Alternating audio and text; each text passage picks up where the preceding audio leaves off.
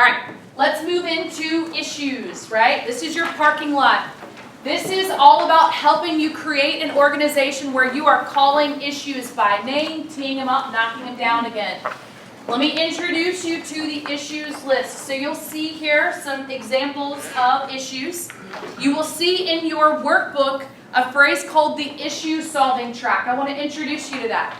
This is how we help enable you to work your way through your own issues list, called the issue solving track. It is a phrase, it's an acronym, IDS. The I stands for identify. This is about teaching you to get great at calling your issues by name and really digging to ensure you're actually talking about the root issue and not just a symptom.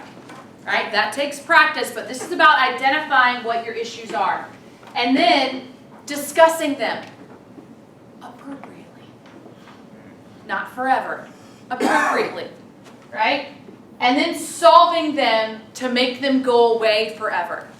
What I normally find is organizations are decent at identifying, and man, are they good at discussing and discussing and discussing and talking about it and going in circles and never actually doing anything about the issue. So 2 weeks later, you're back to having the exact same conversation you had 2 weeks prior. Right? Does that ever happen to any of you? Yeah. No. John says no. Never. Not with us. Not in 10 years. That's right. This is about helping you get great at disciplined issue process, where you're moving out of discussion and into solve, where you're trying something, you're taking action, you're doing something about it and not just circling the drain over and over and over again. And the way we help you do it is by using a system where we take your issues list and we rank order it in groups of 3. Issue number 1, number 2, number 3. Make this quick. Make it quick. Rank order your issues. Give me 1, 2, and 3. What's urgent and priority right now? So you rank order your issues list. And then once you rank order your issues list, you start with number 1. You identify what the root issue is. What's the real issue here? And then you go around the room and you discuss it appropriately, giving everyone an opportunity to offer their thoughts, their feedback, their perspective, and when everyone has had a chance to share, but before they start repeating themselves, you end the discussion and move into solve. And you decide to take action, capture a next step. Sometimes just the practice of discussing it solves the issue for you. When you have gotten to solve, if there's an action, you capture it, that issue comes off and you repeat the process with number 2. Identify the issue, discuss it appropriately, decide what action you're going to take, wipe it off the list, and you repeat that with number 3. When you are in a meeting processing issues, one of 2 things will happen. You will run out of issues or you will run out of time. In the event that you run out of time, make sure that you're compartmentalizing anything urgent that needs to be dealt with and handled before the next meeting. Otherwise, that issues list just hangs out and wait for you until the next time you come around. All right? What it looks like when you're 100% strong at issues is that we're creating an environment where you are processing your issues really well, where you're capturing them, you're calling them by name, and you're using the IDS process to dig through them in a way that is appropriate, that is thoughtful, and that is action-oriented for your organization. That's what it looks like when you're 100% strong. Yes, please. We moved real quickly through root cause analysis. Yes. That's a field to itself. It is, So, absolutely. And I wish we had more time to dig into that. Lots of tips and tricks there. The easiest one I can share is ask the question, what's the real issue, at least 3 times. What's the real issue? At least 3 times. And then, before you actually move into discussion, everyone in the room, everyone on your leadership team needs to agree that that's actually the real issue. If it's not, you keep digging. A problem well identified is half solved. It is worth the time it takes to get to the root cause. It will make the discussion and solve easier if you can. A problem well identified is half solved. So ask the question, what's the real issue here, at least 3 times. And then make everyone in the room agree that that's it before you ever start to discuss. You would be amazed at how much time teams waste jumping into an issue that was never the root cause in the first place.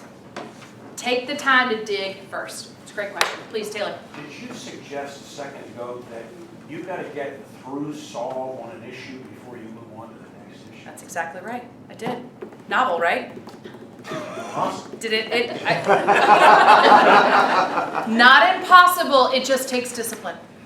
It takes discipline. And if you're not able to do it, a couple things I would think about. One, how big is your team? Do you have too many people trying to make a decision? Two, are you ruling by consensus? Are you actually letting the person who owns that thing make the decision, or are you trying to rule by consensus? Lots of reasons why getting to solve is difficult, and it is worthy of the discipline to help you get there. So getting to solve in a conversation is one thing. Getting to solve In a group? in a way that it actually is implemented and Yep. people are living that way is a different matter. Yep. You're not suggesting that the implementation of solution has to be observed before you move on to the next. No, great clarifying question. I am suggesting that an agreement upon what happens next Great. is clear, and that agreement is captured, and then people are held accountable to what they agreed to do. Agreed. Yep. Good clarifying question. Awesome. All right, let's move into the fifth component here, which is the process component. This is all about making sure we are using process to document what you do inside your organization so that it's consistent and scalable. And there are two tools that we use to help you get to 100% strong here. The first is by identifying your core processes, right? This is not about writing and drafting every standard operating procedure inside your organization. That is required in some industries, but y'all, if you can avoid it, please do not do it.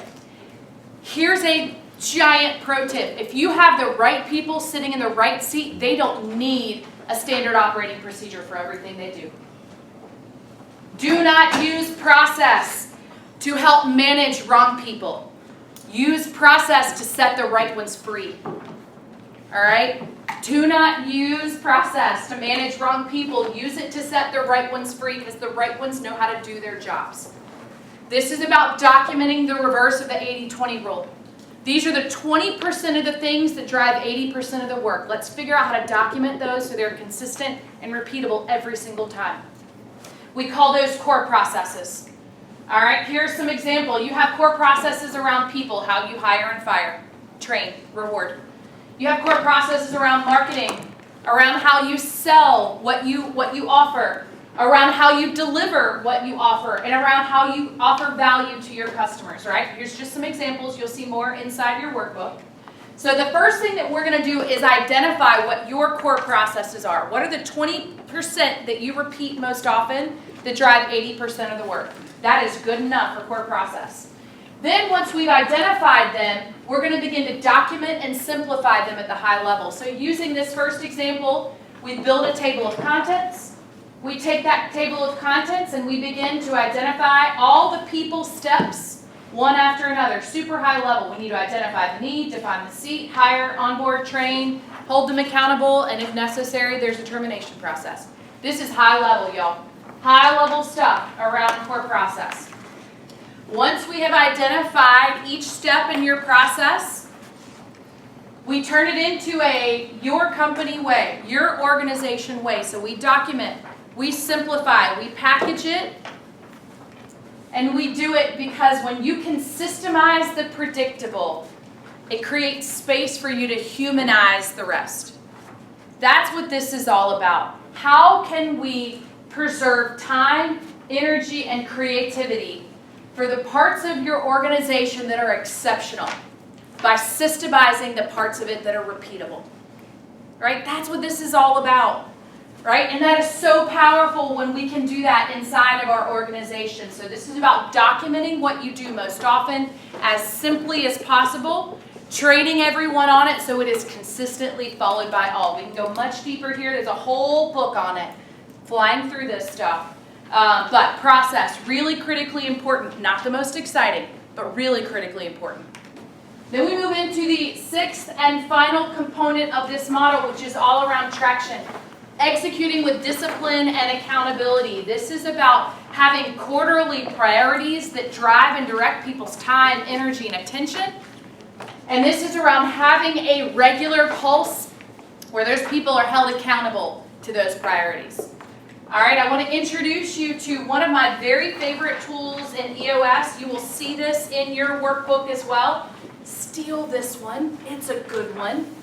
All right, this is about making sure your people are living in a 90-day world. Why a 90-day world? Because that's about the amount of time it takes the human brain to lose focus. right? So every 90 days, we're coming up for air, we're hitting the reset button, we're reprioritizing, we're going back to work again. This is about living in a 90-day world. This is about making sure that you have a pulse of accountability throughout those 90 days so that people stay on track. This is about making sure that that pulse is happening once a week on the same day at the same time. Starts on time, it ends on time, and it uses the exact same agenda. We are systemizing the predictable so we can humanize the exceptional that happens inside the meeting instead of sweating and wasting time on the agenda and when we're meeting and what time does it start. Get rid of all that thinking. Stop using your creative energy on that. Use your creative energy on being a leader in the meeting itself, right? Systemize the rest of it. Let me introduce you to the Level 10 meeting. I love this. I've facilitated a lot of meetings in my world. This is my all-time favorite agenda. It begins with 5 minutes of good news. Everyone in the room shares personal, professional, positive focus from the last week. 5 minutes of good news. That achieves 3 very important things. Number 1, everyone speaks right out of the gate. That's important. Immediate engagement. Number 2, it forces the tone of the meeting to start on a positive foot. That is critically important. And number 3, it busts up your brain from whatever it was marinating on when you blew in hot to that meeting, and it gets you focused on the work of the meeting. Right? We've all been there, right? So, good news, really important, 5 minutes. Then we move into a review of that scorecard we just learned about a couple tools ago. We go through each measurable on that scorecard, and the owner reports if they were on track or off track last week. If it was off track, we're talking about it during issues. Then we move into a review of your rocks. These are your 90-day priorities. Are they on track or off track to be done by the end of the quarter? If it's not, we're moving into issues list. Then we're going to go through headlines. What's happening inside the organization in terms of your employees or your customers that the rest of the team needs to know about? 5 minutes, top level. So we've now spent 20 minutes creating accountability inside the organization during this once-a-week 90-minute meeting. Reporting only. We're generating issues. Then we move into the to-do list. This is about understanding, were people accountable to what they said they were going to get done in the last 7 days? So you're going through that to-do list, on track, done or not done. Pure reporting. Holding people accountable to what they committed to the week prior.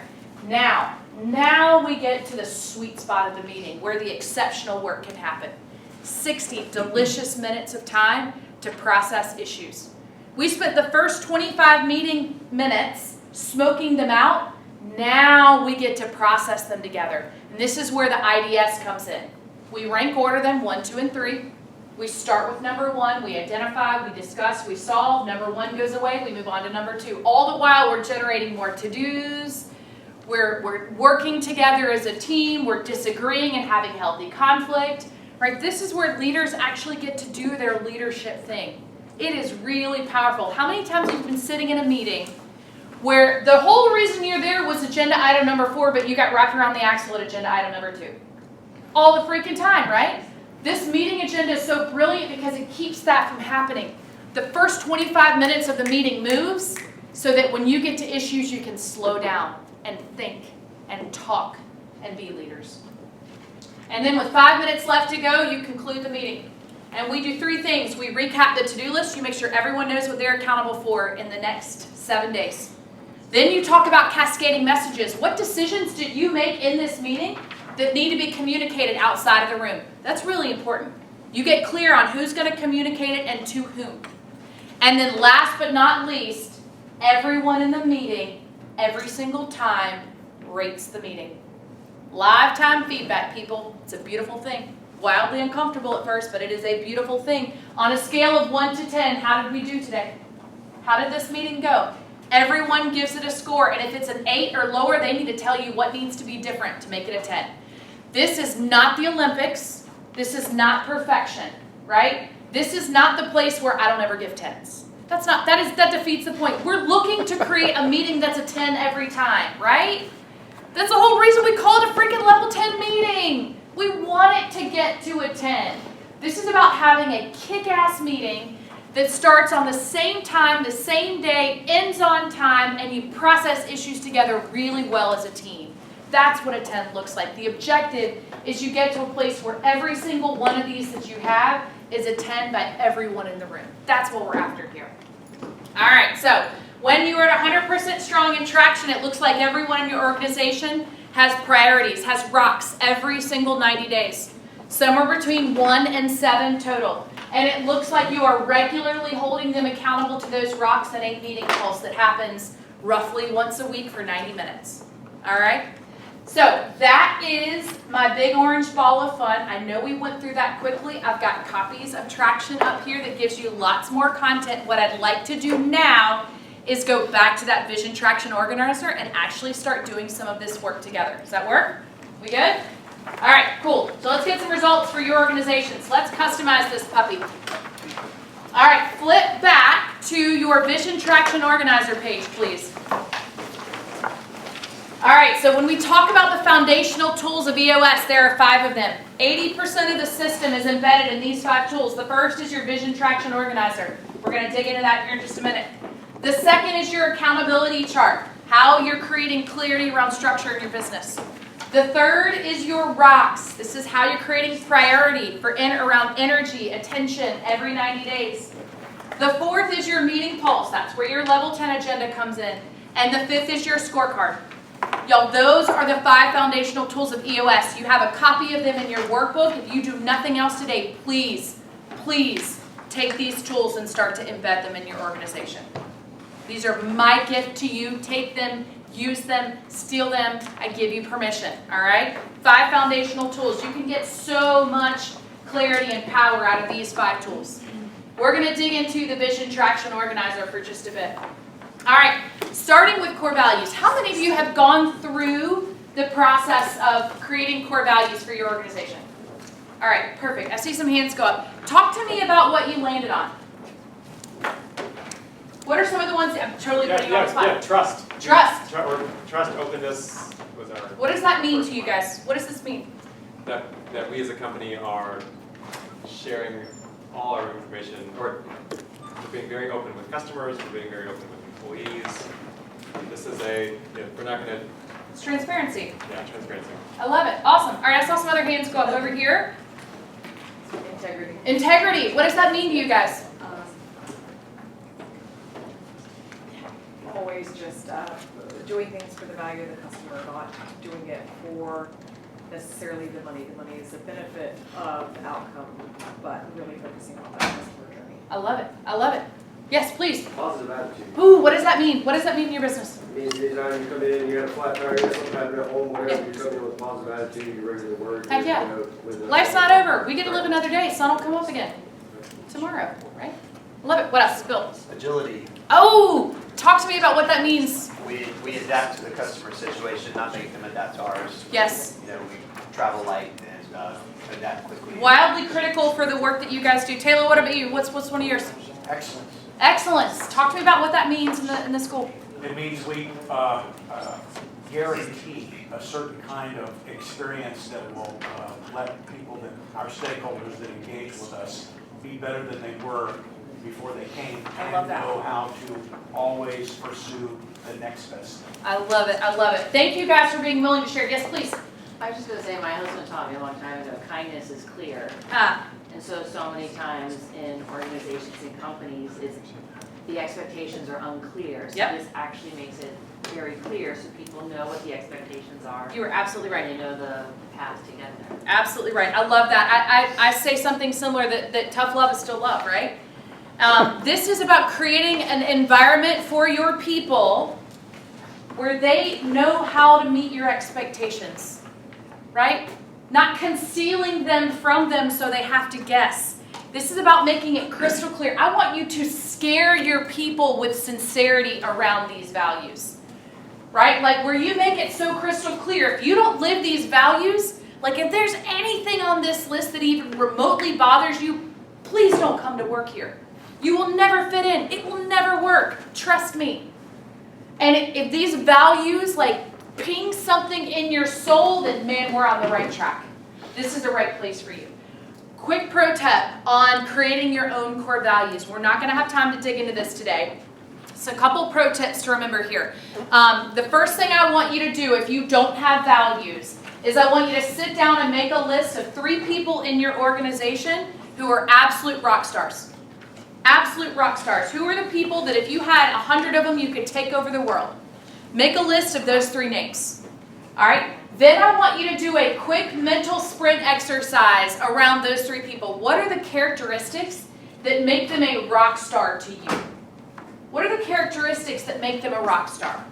You're going to have a laundry list of anywhere between 15 and 30 different values. By the way, this is an exercise you can do with your leadership team. I highly encourage it. Make it interactive and collective. What are all the values that make them rock stars? You'll get a long laundry list and then the fun starts. Then you get to start the process of keep, kill, and combine. Working your way through that list, debating and discussing and arguing, and seeing what pings your soul and coming up with creative language that reflects who you are until you've landed on somewhere between 3 to 5. Fewer is better because it's easier to remember. These are not about being always perfectly lived, y'all. Values are about being always present. That's what makes them really special. Not about perfection, it's about presence. The fewer you have, the easier it is to remember, the more constantly present they can be for you. And here's what's really exciting. If you're sitting in a position where you're a solopreneur and you want to grow, you have a really unique opportunity of defining your values now before you ever make that first hire so you can get clear on exactly who and what you're looking for. It's a really special thing. And the last pro tip I'll offer around values, if you don't have them, you do. You do. They exist. They're just not articulated and they may not be what you want. And so get really clear on what you're looking to define as who you are, because I can promise you if you're not, someone else in your organization is. And it may or may not be in alignment with what you want. So, core values, wildly important in your organization, the first key question. Let's move on to discover, define, live and breathe them. Yep, talked about all that. All right, core focus. I do want to take some time on this one. Core focus. Core focus, how are we doing on time, y'all? What time do we wait? 10 minutes. Okay, perfect. Preach on, preach on. All right, core focus. This is about defining why you exist and what you do best. So we're going to do a couple quick sprint exercises here.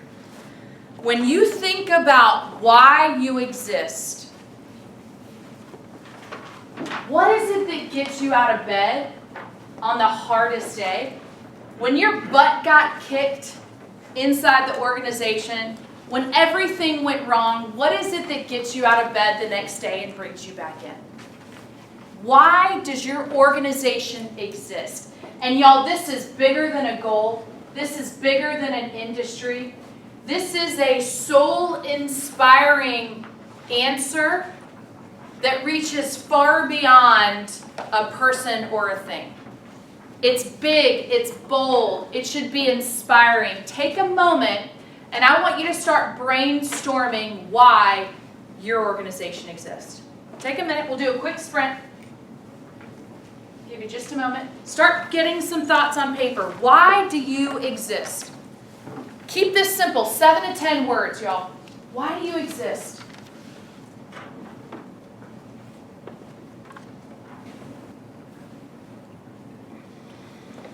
I like to tell teams I know they've nailed it when they get goosebumps.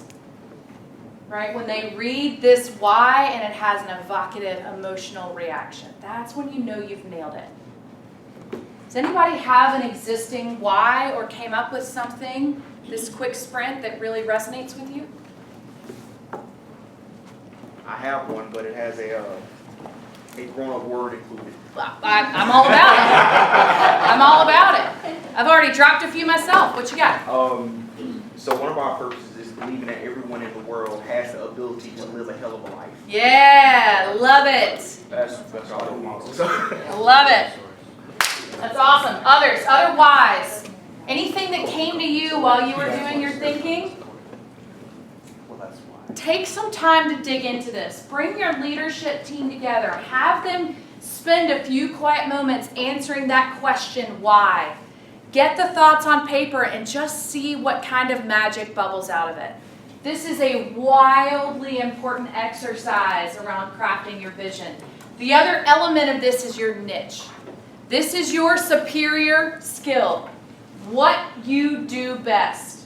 Orville Redenbacher's was popcorn. That was it. Not fancy, just popcorn, right? That's what they do best. So keep this super simple. This is not comparative, by the way. I don't care about how you stack up to someone else. That's not what I'm after. It's what you believe you do best as an organization, period. Take a minute, quick sprint. What is your superior skill? Jot down some ideas.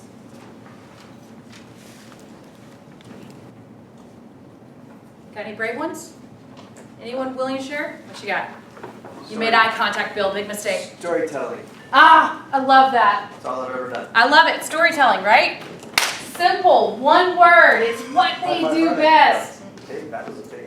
I told you. I prepared you for the strong high five. Yeah, I love a big high five. That was a lefty too, by the way. Yeah. All right.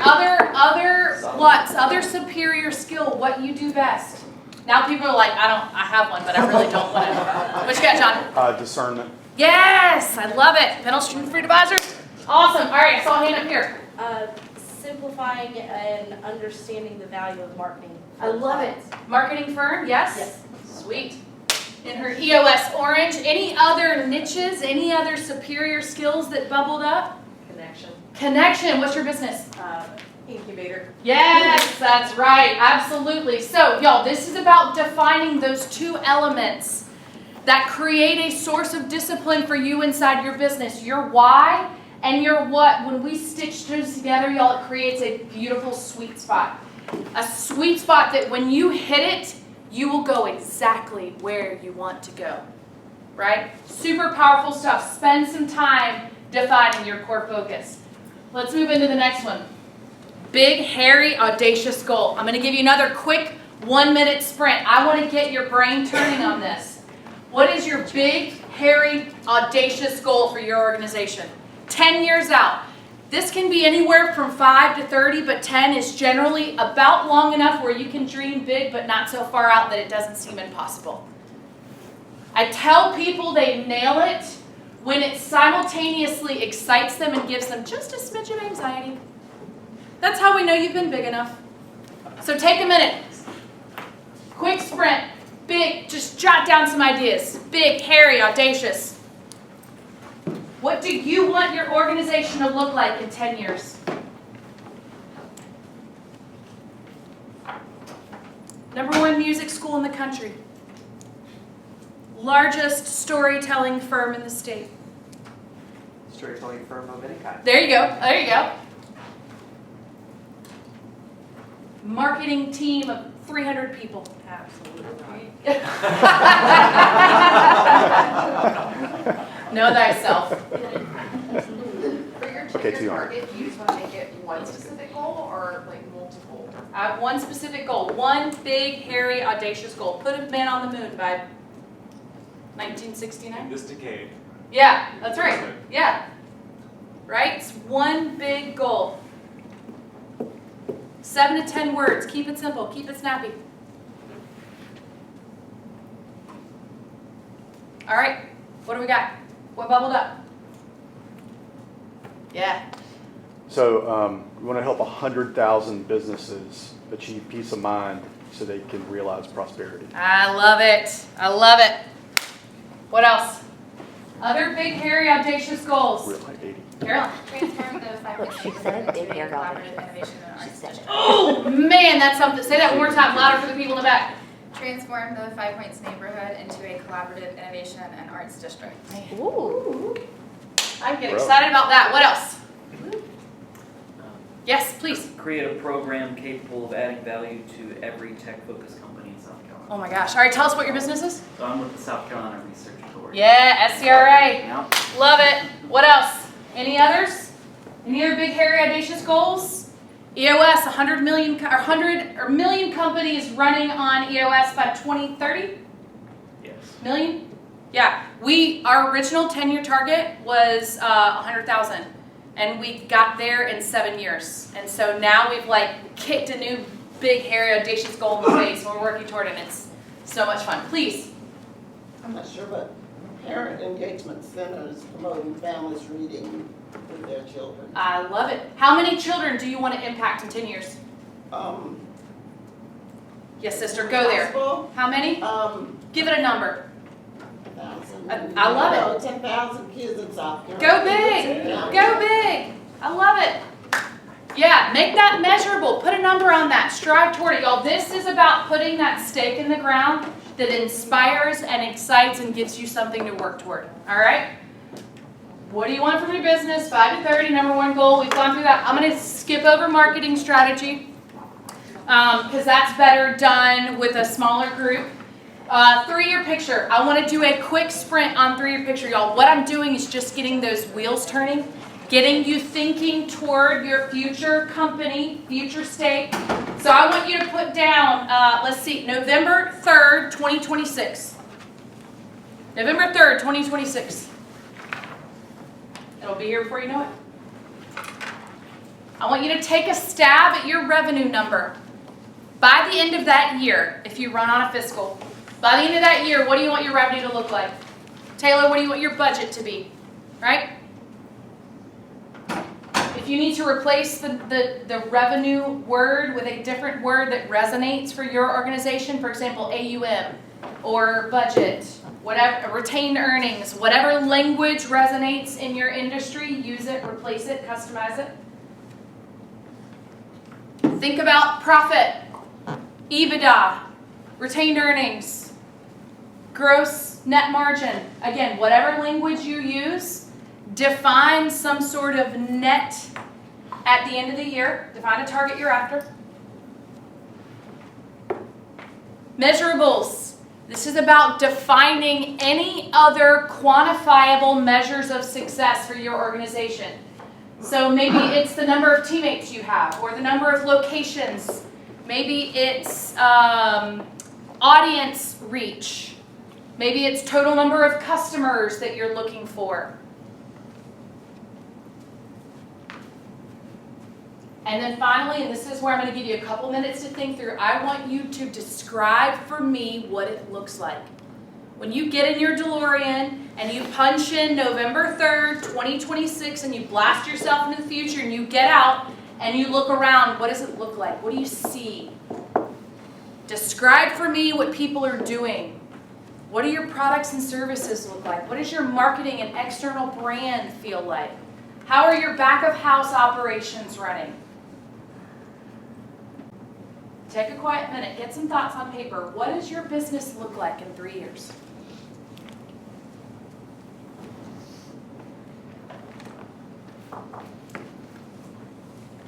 I know this is not long enough for a thoughtful 3-year picture, but what I'm trying to do is get those neurons firing, right?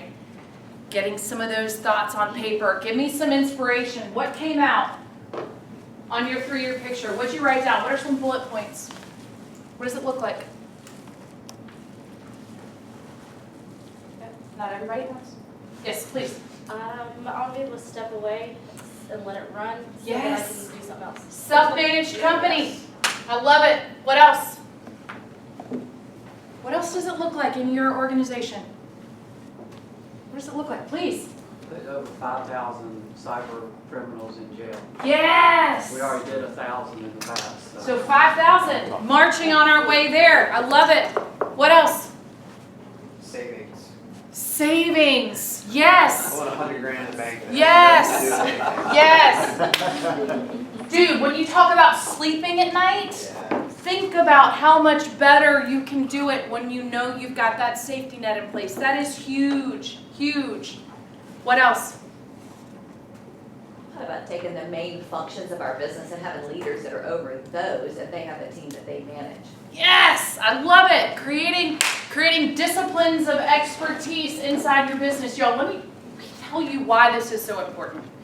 It's not just about everybody on your team rowing in the same direction toward that same 3-year picture. What is so freaking powerful about this exercise is the stronger the connection you have to your future self, and your future business. The clearer that picture is in your mind's eye of what it looks like, the more likely it is to influence the decisions and behaviors of right now.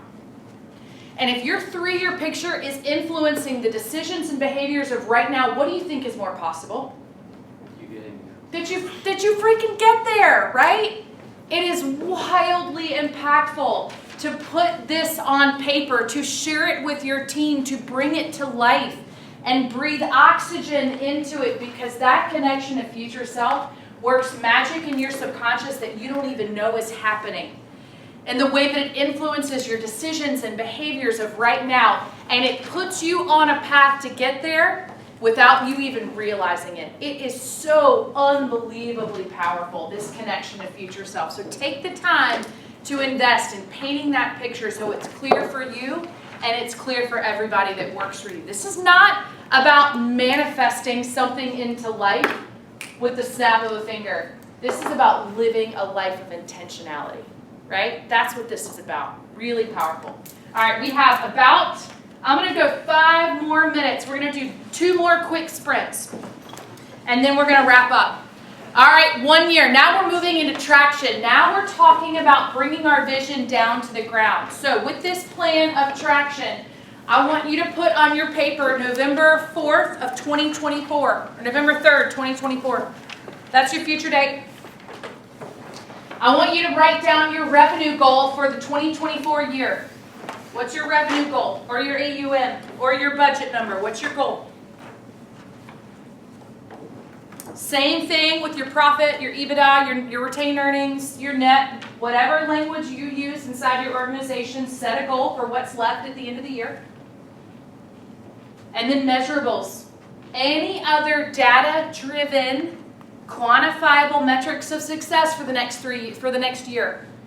This is where, now that we know where we want to be in 3 years, what do we need to do in the next year to keep it on track? So what do those measurables need to look like for you to start to step away from the business and create more self-management? What does it look like? How much in savings, Bill, do you need to have by the end of 2024? Don't answer that question, but thinking about that, right? You know. All right, now I'm going to give you 1 more sprint. We're going to identify your goals for the year. If you know where you want to be in 3, what do you absolutely have to do in the next 12 months to stay on track for that? Here's the kicker, 3 to 7. I will karate chop you in the neck if you have more than 7.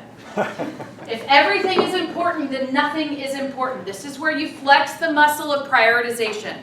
3 to 7, absolutely no more than 7. We have completely, well, never mind, I'm not going to go there. Talking about the word priority and how we totally bastardize it. It's supposed to mean 1, now it means lots. This is about working on that muscle of prediction and prioritization. 3 to 7. All right, take a quick minute, quick sprint. 3 to 7, most important goals you have got to get done in the next 12 months to stay on track for your 3-year picture. All right, and here's the last step. Now that you are starting to get a sense for what you must do in the next 12 months, I want to know, based on that, what do you have to do by the end of January to keep on track? What are the 3 to 7 most critical things that the company or organization must do between now and the end of January? If you're going to achieve that 1-year plan, what do you have to do in the first 90 days? Take a minute under rocks. I want you to start writing down your priorities for the next 90 days. By the end of January, what do you absolutely have to have completed to stay on track for your 1-year plan? Anyone willing to share? Share a key rock coming out of today? Something you identified for either you or for the company? We need to make 100 sales calls between now and January. Dig it. I love it. 100 sales calls. It's a round number, but Break that into small weekly chunks. What you got? Need more SOPs. Ah, love it. How many more? Set it. Make that quantifiable. Put a number by that. What else? What you got? Launch 4 major partnerships. Yes, I love the SMART there. Specific and measurable. Very good. What you got? Gotta get my board together. Girl. For the nonprofit. Yes. Nonprofit board meeting. That's important. By the way, CMA runs on EOS. Love it. Any other rocks that came out of today? Awesome. Yo, this was a quick sprint, right? This was not about getting a complete 2-page strategic plan done. This was about getting your neurons turning and rotating. So please take the momentum, the energy, the enthusiasm that we generated here in this room today and finish the exercise. Go back and pull your leadership team together. Take the thinking that you did in these quick sprints and bring them into the fold.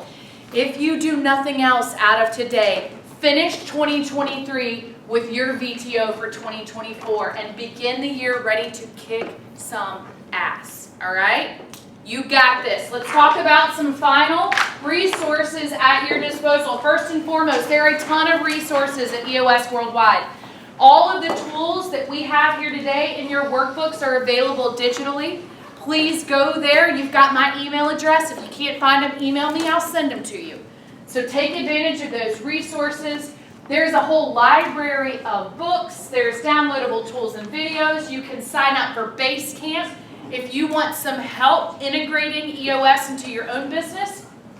And there are EOS implementers like me, like Wes, and like my dear friend Caroline here who do this work embedding with companies and helping them integrate their system. See us to get help on how you can utilize more of these resources. They are out there and available for you.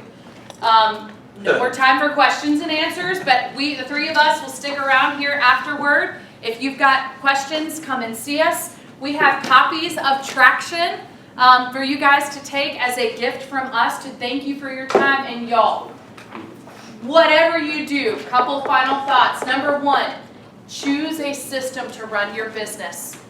Doesn't have to be EOS, but pick one and use it. And number two, do not stop at getting anything less than what you want out of your organization. It is at your fingertips. You've got the tools to do it. Go take over the world and live your best life. Thank you guys so much for your time.